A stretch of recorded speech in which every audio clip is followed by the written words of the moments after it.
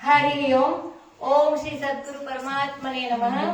ओम श्री गणेशाय नमः। ओम सरस्वत्यै नमः। ओम परम ऋषिभ्यो नमः।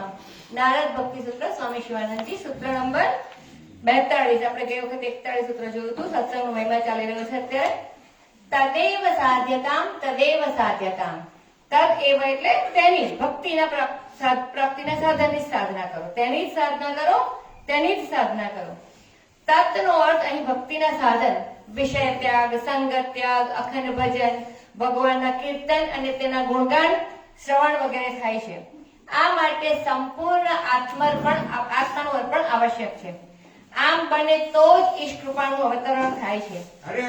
ઈશ કૃપા માટે જ પ્રયત્ન કરો, ઈશ કૃપા માટે જ પ્રયત્ન કરો, ઈશ કૃપા પ્રાપ્ત કરવા માટે ભગીરથ પ્રયત્ન કરો। અહીં એક વાક્યનો 2 વાર પ્રયોગ કરવામાં આવ્યો છે। તે એમ બતાવે છે કે આ બાબત ખૂબ જ અગત્યની અને ખૂબ જ ઉતાવળની છે, માટે વહેલામાં વહેલી તકે સત્સંગ પ્રાપ્ત કરો। જો તમારે પ્રભુ ભક્તિ મેળવવી હોય તો પહેલા સત્સંગ મેળવવાનો પ્રયત્ન કરો। ઈશ કૃપાથી તમને સંતોનો સંગ મળી જ જશે।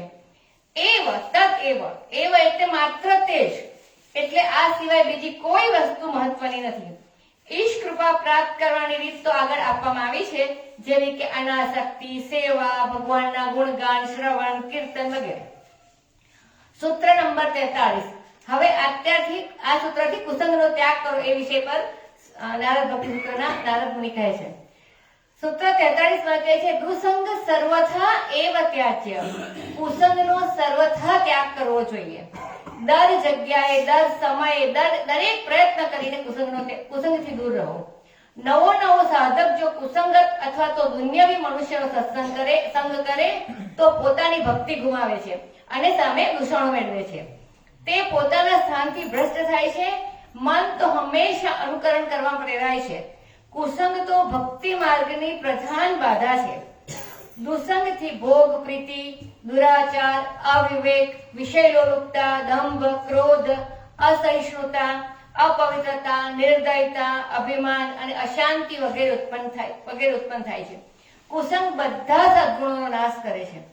તમારું સ્થળ, તમારો ખોરાક, તમારી આસપાસનું વાતાવરણ, તમારો વ્યવહાર, તમારી પૂજન રીતિ, વાતચીતના વિષયો, અધ્યયનના ગ્રંથો વગેરે જો સાત્વિક હશે તો તમે સદ્ગુણોનું ઉપાર્જન સહેલાઈથી કરી શકશો અને આધ્યાત્મિકતામાં પ્રગતિ કરી શકશો। જો તે બધા રાજસિક અથવા તો તામસિક હશે તો તમે તેવા રાજસિક અને તામસિક ગુણ મેળવશો। ઘણા લોકો કહે છે કે શું દુષ્ટમાં ભગવાન નથી? શા માટે કોઈનામાં પણ આપણે ખરાબ તત્વ જોવું જોઈએ? આપણે દુષ્ટતામાં પણ ભલાઈ કેમ ન જોવી? તો સંતો કહે છે કે સંત પુરુષો જ સારા નરસાથી પર હોય છે। તેઓ જ નરસામાં પણ સારું જોઈ શકે છે। તેઓને માટે સારું ખરાબ કંઈ હોતું જ નથી। તેમના પર ખરાબની કોઈ અસર થશે નહીં। તેઓ તો બુરાઈમાં પણ ઈશ્વરને જ જુએ છે। સામાન્ય મનુષ્ય અને સાધક પર, નવા સાધક પર કુસંગની અસર તરત થઈ જાય છે, કારણ કે હજુ તે બુરાઈમાં ભલાઈ જોઈ શકતો નથી। ઈશ્વર સર્વવ્યાપક છે। ઈશ્વર ચોખ્ખા પાણીમાં પણ છે અને ઈશ્વર ગંદા પાણીમાં પણ છે, પણ આપણે ક્યારેય ગંદુ પાણી પીતા નથી, કોઈ વિષ્ટા આપણે ખાતા નથી। નવો સાધક સર્વ બ્રહ્મ છે એમ કહીને ઉપનિષદનો સહારો લે બેસી જાય તો એ શક્ય નથી, કારણ કે હજુ તે બધા પ્રલોભનોની વચ્ચે છે। જે વસ્તુ તમારા નિમ્ન મનને ઉત્તેજિત કરે તેનો તમારે નાશ કરવો જોઈએ।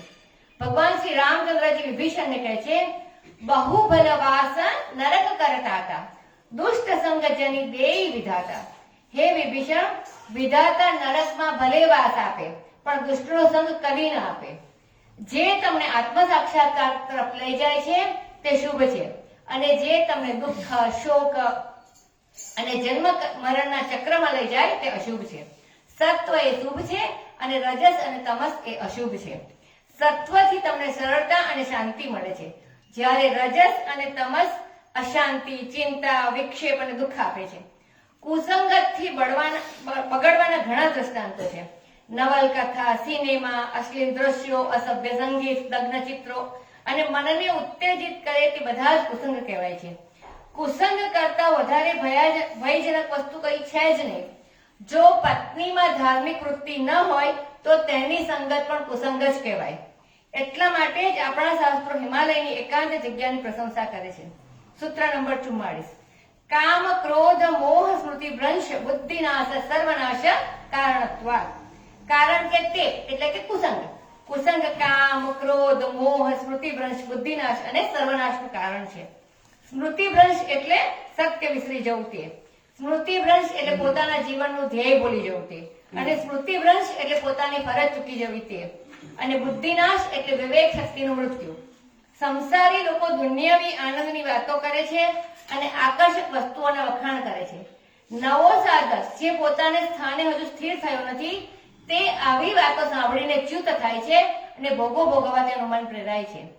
ઈચ્છા રજસમાંથી જન્મે છે, તેમાંથી તૃષ્ણા અને પછી ક્રોધ પેદા થાય છે. આ બંને છે પાપના મૂળ. બધા પાપનું મૂળ તૃષ્ણા અને ક્રોધ છે. કામ એશ ક્રોધ એશ રજો ગુણ સમુદ્ભવ મહાશનો મહાપાપમાં વિદ્યેનમિહ વૈરિણમ. ભગવદ ગીતાના 3જા અધ્યાયનો 37મો શ્લોક છે. રજો ગુણથી ઉત્પન્ન આ કામ જ ક્રોધ છે. તે આ ઘણું ખાનારો એટલે કે બહુ ખાનારો અને ભોગોથી ક્યારેય ધરાતો નથી એવો મહાપાપી છે. કામથી તેનું પેટ કદી ભરાતું નથી. માટે બધા પાપના મૂળ આ કામને તું તારો શત્રુ માન. કુસંગથી ઉલટો છે સત્સંગ.